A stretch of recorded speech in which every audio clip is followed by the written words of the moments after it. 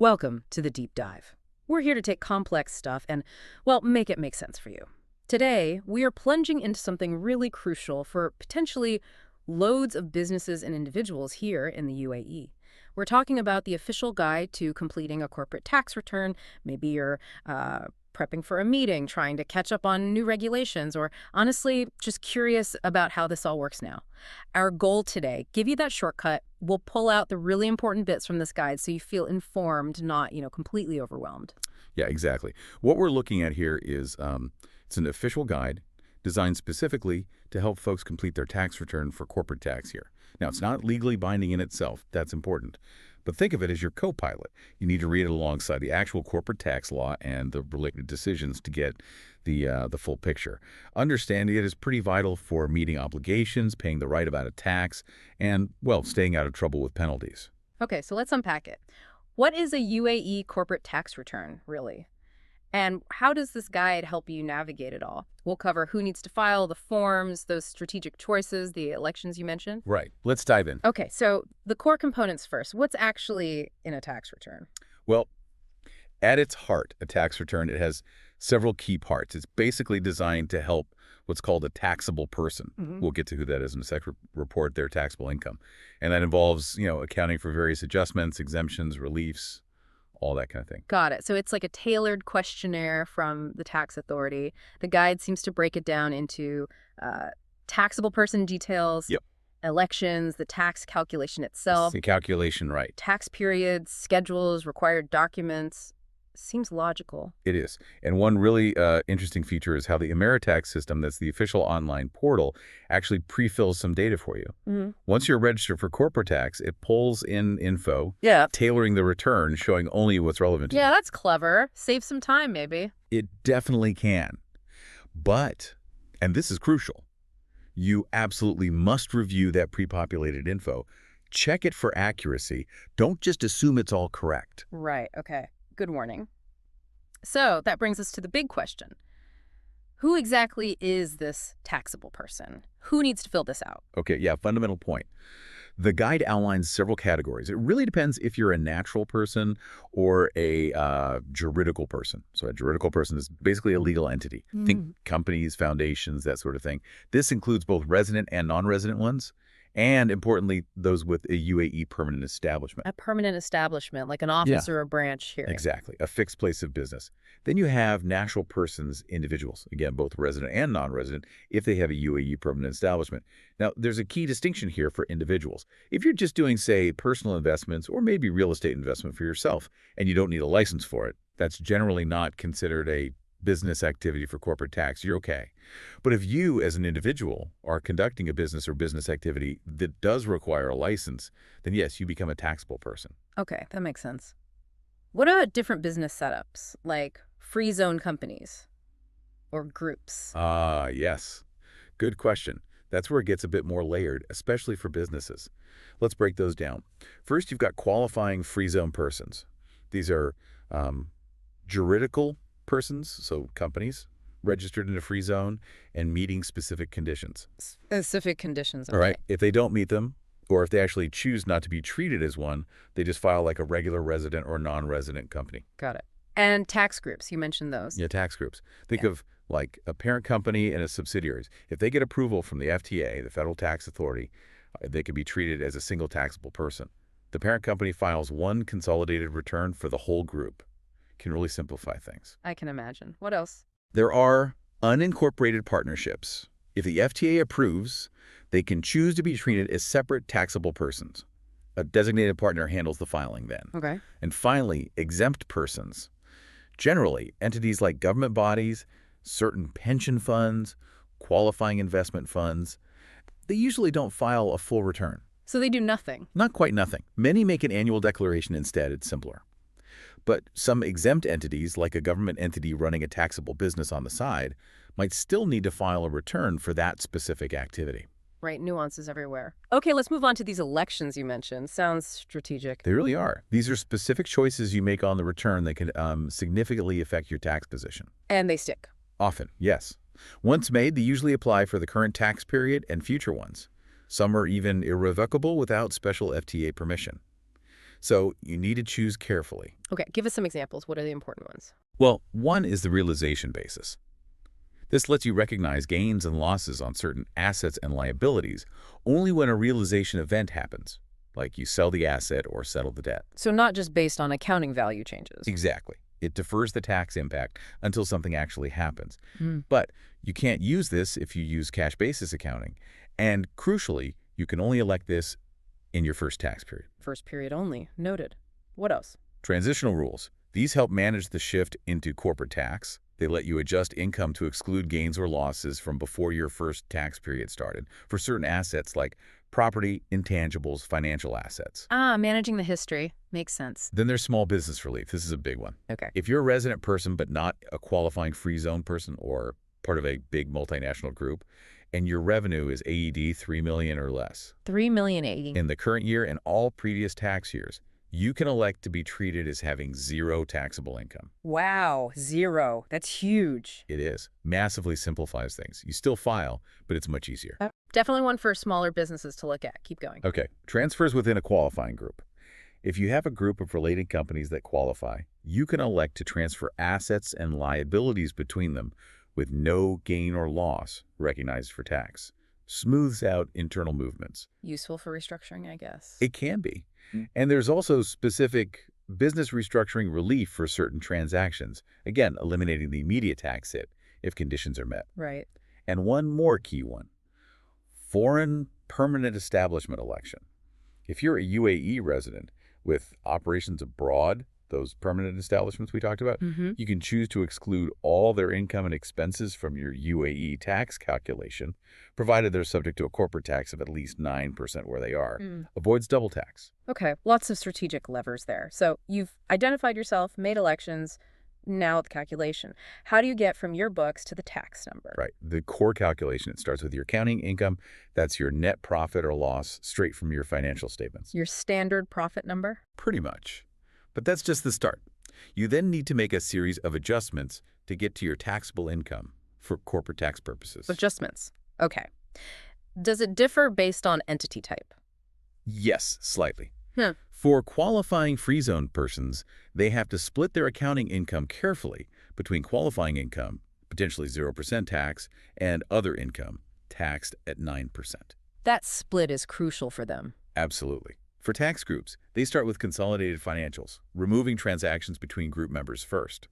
And for those unincorporated partnerships treated as separate taxable persons, the partners need to include their share of the partnership's income and expenses in their own accounting income calculation. Okay, so what kinds of adjustments are typical, moving from that accounting profit to the tax profit? Good question. There are several common ones. For instance, if you use the equity method of accounting for investments, you generally disregard your share of the investee's reported earnings when calculating taxable income. You only really count actual dividends received. Right, paper profits versus actual cash. Kind of, yeah. Then, if you elected the realization basis, you make adjustments. So gain losses only hit the tax calculation when they're actually realized, like we discussed. Okay. Transitional rules adjustments for assets owned before CT started. And a big category, exempt income. Income that just isn't taxed. Correct. Things like dividends you receive from another UAE resident company, those are always exempt, no tax. Or income from a participating interest, basically a significant investment in another company under the participation exemption. Ah, but there were conditions for that one. Yes, exactly. You need to meet tests like owning at least 5% or the investment costing at least AED 1 million, and the other company needs to be in a jurisdiction with a similar tax of at least 9%. Got it. So that's income. What about expenses? What can't you deduct? Any common pitfalls? Definitely pitfalls to watch out for. The general rule is expenses must be wholly and exclusively for the business. If not, or if they fall into specific non-deductible categories, you can't claim them. Okay, a really common one. Entertainment expenditure. Entertaining clients, suppliers, shareholders. Yeah. You can only deduct 50% of those costs. Only half. Why is that? Well, the thinking is there's often a personal benefit element mixed in with the business purpose for entertainment, so they split the difference, essentially. Okay, 50% for entertainment. What else is limited? Pension contributions. If you don't actually pay them within the tax period, or if they exceed 15% of the employee's total pay, the excess isn't deductible. Charitable donations are only deductible if made to entities specifically listed as qualifying public benefit entities. Can't just be any charity. Need to check that list then. Absolutely. Also non-deductible. Fines and penalties. Any statutory fines? Nope. Eek. Bribes or illicit payments, obviously not deductible. Hopefully obvious. One hopes your own corporate tax bill is not deductible against itself. Makes sense. And recoverable VAT. For individuals running sole establishments, any money they withdraw for personal use isn't a business expense. Right, drawings aren't expenses. And finally, that overarching rule. Any expense, not wholly and exclusively for the business. If there's a personal element you can't split out, the whole thing might be disallowed. Okay, really need to track expenses carefully then. The guide also talks about disclosing relationships, related parties, and connected persons. Why the focus there? Ah, yes. This is all about ensuring transactions are done at market value, or what's called an arm's length basis. Meaning the price should be what independent parties would agree to. When parties are related, there's a risk they might set prices artificially to shift profits, maybe to a lower tax area or out of the tax net. Gotcha. So who counts as related? Related parties are defined in the law, Article 35. It includes things like parent subsidiary companies, entities under common control, close family members of owners, etc. Disclosure is needed if the total value of all your transactions with all related parties in a period goes over AED 40 million. 40 million AED threshold, and transactions must be at market value. Yes. If not, the FTA can adjust your taxable income. Also, things like dividends paid to related parties or capital contributions generally aren't deductible expenses. Okay, and connected persons? Different. Similar concept, but slightly different definition under Article 36. This often focuses more on the natural persons who own or control the business and people related to them. Here, disclosure kicks in if your transactions with just one connected person and their related parties exceed AED 500,000 in a period. Lower threshold there. Much lower. And the key rule, Yeah. Any payment or benefit to a connected person that is not at arm's length is generally not deductible.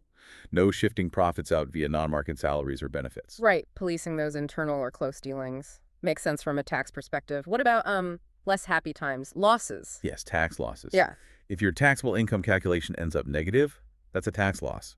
The good news is you can generally carry these losses forward indefinitely to offset against future taxable income. Ah, so you don't lose the benefit. Not usually, but there's a limit on how much you can use in any one year.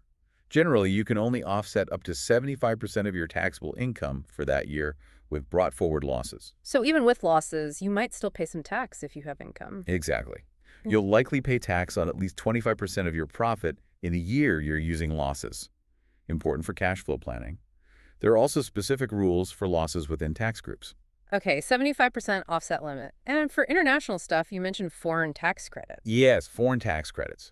If you pay tax in another country on income that's also subject to UAE corporate tax, this credit system helps avoid paying tax twice on the same income. How does it work? You basically get a credit against your UAE corporate tax due up to the amount of foreign tax paid, but capped at the amount of UAE tax that would be due on that foreign income.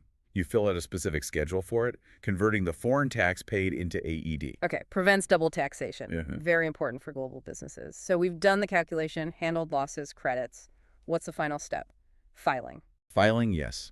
The entire process, filling out the return, making declarations, submitting, it's all done online through the EmaraTax portal.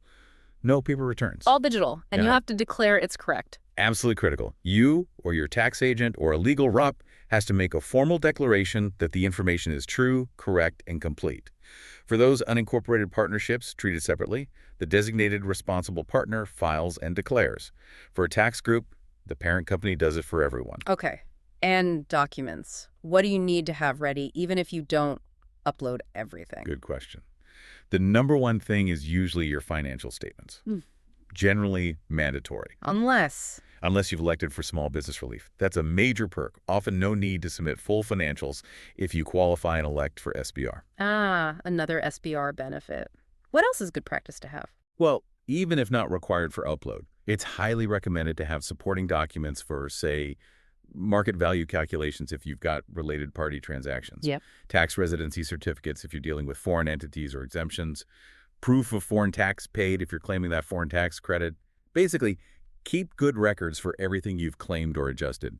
The FTA can always ask for evidence later, even if it wasn't uploaded initially. Maintain the records, standard tax advice, always true. Okay, wow. We have covered a lot of ground there, from just figuring out if you are a taxable person, through those strategic elections, the calculation details, non-deductibles, related parties, losses. It's a comprehensive guide, and Yeah. your understanding isn't just about ticking boxes on a form. It really gives you insight into how corporate tax compliance is structured here, and importantly, the strategic choices you might have. It's about being, prepared and proactive, not just reactive. So for you listening, if you're running a business, big or small, or even an individual with a side hustle requiring a license, understanding these specifics, like that AED 3 million threshold for small business relief, or the 50% limit on grabbing lunch with a client, knowing this stuff can really be an aha moment. It affects your bottom line and your planning. Which leads to, I think, an important question to ponder. As you look at your own financial situation or your business's landscape here in the UAE, how could really getting to grips with these tax principles do more than just keep you compliant? How might it actually shape better business decisions or smarter financial planning for your future here? Something to think about. Until next time, keep digging deeper into the knowledge that matters.